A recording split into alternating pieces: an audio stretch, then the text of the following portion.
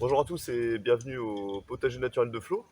Je profite de cette belle journée ensoleillée de fin septembre pour vous faire une visite complète du potager. On commence par la première parcelle qui est juste derrière moi. Donc c'est une parcelle que j'ai entièrement réalisée l'an dernier, donc avec de la terre, des souches. J'avais réalisé une vidéo à ce sujet. Pas mal de matière organique, notamment de la matière issue de résineux, donc une haie de tuya que j'avais entièrement coupée. Et j'ai constaté dès la première année beaucoup de fertilité sur cette parcelle. Alors dans cette première parcelle, je me suis vraiment amusé puisque j'y ai planté énormément de courges d'hiver qui m'a permis vraiment de couvrir l'ensemble de cette parcelle qui fait à peu près 15 mètres carrés. Et puis j'y ai mis pas mal également de pieds de tomates. Alors vous savez, c'est des pieds de tomates que je fais, on va dire en fin d'année. Généralement, je les fais en octobre-novembre. C'est des rondelles de tomates que je mets dans des pots de terre. Et ces pots, je les ressors au printemps pour fabriquer des beaux plants de tomates. J'avais fait plusieurs vidéos à ce sujet et ça a très bien marché. Là, j'ai eu une année vraiment, il n'y a qu'à voir l'étendue des pieds de tomates. Là, pour vous donner une idée, ce que vous voyez là devant, là, sur à peu près 5 ou 6 mètres carrés, c'est un pied de tomate. Donc vous voyez la fertilité qui a été produite, en tout cas qui a été dans cette terre qui n'avait jamais travaillé. Le deuxième constat que je peux faire, c'est au niveau de mes pieds de tomates. Donc les semis spontanés, je vous rappelez, j'avais fait plusieurs variétés. J'avais fait des tomates cerises, j'avais fait des romas, des cœurs de bœuf. J'avais multiplié les expériences. Eh bien, je remarque que le pied de tomate qui a le mieux fonctionné, ce sont vraiment les grosses tomates, notamment les variétés cœur de bœuf, où là j'ai eu énormément de récoltes et toujours des fruits vraiment de très beau calibre.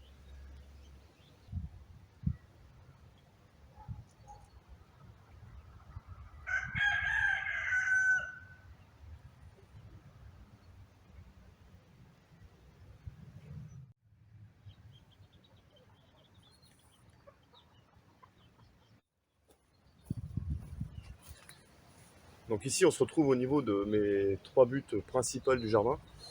Comme vous pouvez le constater, ici tout est naturel, hein, il n'y a pas de. J'interviens quasiment pas dans mon jardin, donc ça fait un peu, on va dire, à la fois luxuriant et puis pour certains peut-être un peu bordélique. Mais bon, en tout cas, moi c'est comme ça que je conçois le jardinage, c'est-à-dire que je laisse faire la nature, et puis ça permet d'avoir ce mélange de fleurs et de légumes, et malgré tout une certaine abondance.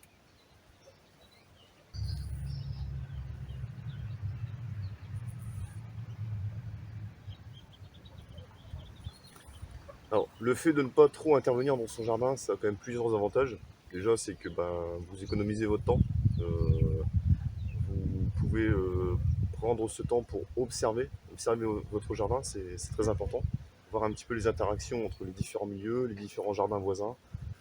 Ça permet aussi à la nature de quelque part de s'exprimer avec parfois des légumes en abondance, d'autres parfois en moindre abondance, et puis une biodiversité qui peut vraiment se développer. Cette biodiversité, elle se développe à la fois autour des légumes, mais aussi en dessous, dans le sol, puisqu'un sol non travaillé va permettre vraiment à la vie du sol de se développer, d'être tranquille et de faire ce qu'elle sait faire de mieux, c'est-à-dire animer cette vie du sol, vivre, mourir, fertiliser votre sol et donner vraiment tous les nutriments dont vos légumes ont besoin.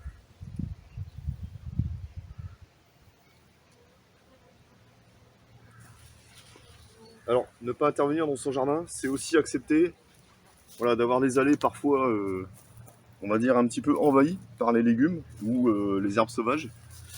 C'est aussi accepter d'avoir des récoltes peut-être moins facilitées, c'est-à-dire qu'il va falloir vraiment aller chercher le légume. Voilà, c'est partie des inconvénients de ces méthodes, c'est qu'il va falloir vraiment aller chercher le légume et puis essayer de se frayer un chemin selon les endroits du jardin. C'est parfois compliqué.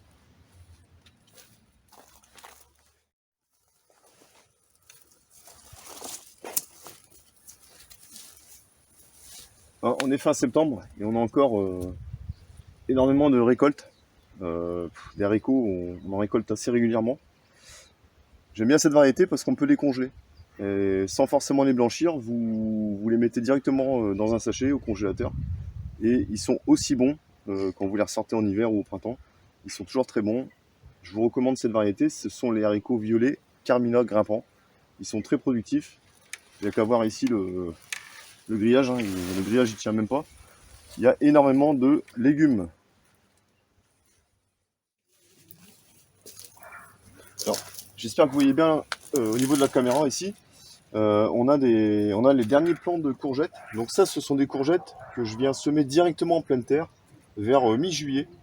Et je m'en occupe absolument pas. C'est-à-dire que je sème 2 graines par trou et puis ça me permet d'avoir des récoltes de courgettes vraiment étalées tout au long de la période. Puisque normalement, une courgette que vous mettez au mois de mai, en général, fin septembre, il se passe plus grand chose dessus. Alors que celle-là, celle-là, elle donne encore de magnifiques fruits. Hop, on va voir ici. Voilà, toute fraîche. Alors, ici on est dans, vous savez, la serre en polycarbonate. Donc c'est une petite serre, hein, donc évidemment au niveau culture, on ne peut pas faire de très très grandes cultures. Cela dit, cette année j'ai quand même réussi à y mettre un pied de tomate. Donc c'est de la... Alors j'ai plus le nom en tête, une tomate orange qui est super sucrée, qui est très bonne. Et puis j'ai également mis des pieds de poivron qui forcément se développent super bien hein, dans une serre, ils ont tout ce qu'il faut pour se développer. Voilà. Des beaux pieds de poivron, donc il y en a énormément. Vous voyez que dans une serre, forcément, le mildiou, il est pas encore présent, il arrivera, mais un peu plus tard. Mais dans une serre, ça permet quand même de protéger ses pieds de tomates. Voilà, et puis ici, derrière, je ne sais pas si vous le voyez sur la vidéo, je laisse monter à graines beaucoup de légumes. Et ici, on a de la laitue feuille de chêne, qui est de la laitue à couper. Et je récolte les graines, tout simplement, en faisant sécher, en faisant monter à graines une salade, en faisant sécher les fleurs. Vous pouvez récupérer ici des milliers et des milliers de graines. Alors, c'est bon. Donc, j'ai récupéré le matériel. Donc, un sac de papier craft, paire de ciseaux, tout simplement. Il n'y a besoin que de ça, hein, c'est très simple. Vous allez récupérer ici la tige principale. Hop.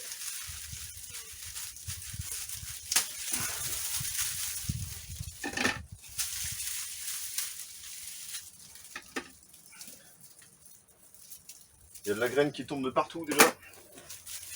Hop.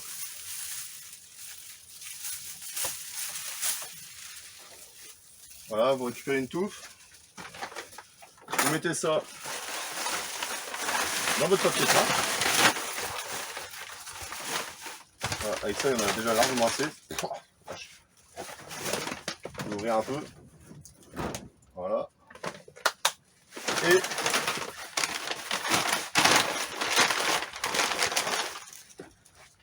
vous inscrivez ici le nom de la variété. Vous laissez sécher ça. Et l'an prochain, vous repartez avec des milliers et des milliers de graines de salade gratuites. Alors vous allez me dire, un sachet de graines de salade, c'est pas ce qui coûte le plus cher. Oui, c'est vrai. Maintenant, moi, je suis plutôt dans une démarche d'autonomie au niveau de mes graines, et puis d'autonomie tout court d'un point de vue du potager. Je n'ai pas envie de dépenser de l'argent pour mon potager, on va dire. En tout cas, le minimum. Et c'est pour ça que je récupère mes graines dans la mesure du possible. Et puis l'intérêt aussi, c'est que là, la laitue que j'ai laissée monter à graines, je ne l'ai pas choisie par erreur. J'ai pris des laitues qui étaient les plus belles. Ça me permet aussi de, quelque part, de sélectionner mes graines et de sélectionner mes légumes.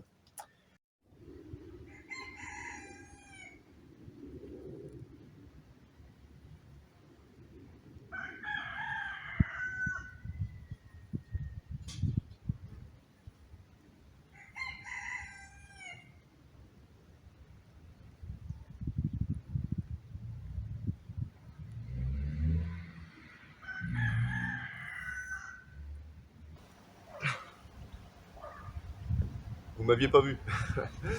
Voilà donc ce que donne, on va dire, 2 parcelles où il n'y a quasiment aucune intervention du jardinier. Tout pousse de manière un peu, je dirais, sauvage. Et puis cette végétation luxuriante se protège les unes entre elles, notamment des rayons du soleil ou de certains parasites. Donc là, on peut voir que c'est surtout les blettes qui en ont profité. Bon, mes tomates, là maintenant, elles ont le mildiou, mais elles étaient vraiment très luxuriantes. Et puis, j'ai encore quelques pieds de courgettes ici qui continuent à donner de petites courgettes. Donc voilà, on mélange les légumes, On n'intervient pas trop. Et puis, ça marche plutôt bien.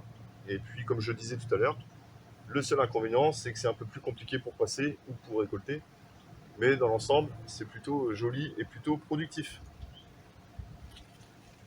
Alors là, vous avez une plante ici, vous l'avez reconnue, c'est la rhubarbe. Alors ça, c'est une plante, c'est vraiment... si vous avez un beau jardin, un grand jardin, vous pouvez vraiment mettre cette plante. C'est un légume qui produit énormément. J'en suis déjà à 3 récoltes et à chaque fois c'est pas moins de 3 kg de tige, puisque c'est c'est la tige qu'on vient consommer ici pour faire des tartes ou des confitures. L'avantage de ce légume, c'est que vous n'avez absolument rien à faire, si ce n'est on va dire le pailler en hiver pour on va dire pour le mettre bien pour l'année suivante, parce qu'il va repartir.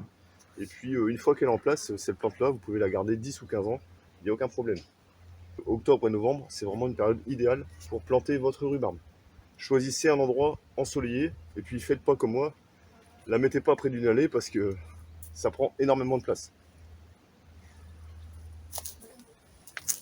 Alors juste là vous voyez le restant de mes pieds de tomates avec une fin de récolte qui ne pourra pas se faire puisque ici j'ai attrapé donc le mildiou, le fameux champignon qui se développe à des, comment dirais-je, lorsque les conditions sont réunies, donc humidité, une température supérieure à 15 degrés.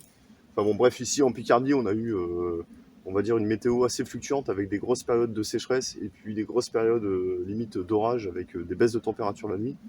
Donc ça a forcément, on va dire, aidé à propager le mildiou. Mon jardin n'y a pas échappé, j'ai attrapé le mildiou. Et c'est dommage parce qu'il y avait encore pas mal de récoltes possibles sur ces pieds de tomates. Mais bon, ça fait partie également de la nature. C'est comme ça. Cela dit, j'ai réussi à, on va dire, à faire un petit peu une échelle sur, on va dire, les plus résistants, les tomates les plus résistantes au mildiou jusqu'aux moins résistantes. Et ça va me permettre de faire quoi? De sélectionner les graines. C'est-à-dire que là, ici, par exemple, je sais que ce pied-là, comme il a une aptitude à résister un peu plus au mildiou que certains autres pieds, eh bien, je vais tenter de le sélectionner pour le ressemer l'an prochain. Donc pour le ressemer, vous connaissez ma méthode, celle que je préfère. Vous coupez vos tomates en rondelles, vous mettez ça dans la terre, et puis c'est parti, vous sortez ça au printemps et vous avez des magnifiques plants de tomates. Donc d'ailleurs, le pied de tomate que vous voyez là, c'est un des pieds de tomate de semi-spontané que j'avais fait au mois d'octobre l'an dernier. Je ne sais pas si vous avez vu la vidéo, j'avais fait un système d'irrigation, un tuyau enterré avec quelques trous. Et ben ça a super bien fonctionné, donc il y avait des cornichons ici, bon ils sont ils sont, ils sont mourus. Donc voilà, mais voilà, c'est un système qui a très très bien marché. Les bleds en ont profité, j'ai l'impression, parce que ça a poussé de partout. Donc ça, c'est du semis spontané, puisque comme je mets énormément de matière organique dans mes différentes parcelles, parfois je mets aussi des graines et il se retrouve que ça pousse très très bien. Le système d'irrigation, franchement, ça marche du tonnerre. N'hésitez pas à aller voir la vidéo si vous ne l'avez pas vue. Moi j'ai trouvé ça génial et je vais d'ailleurs répandre ce système un peu plus au potager, d'autant plus qu'il est gratuit.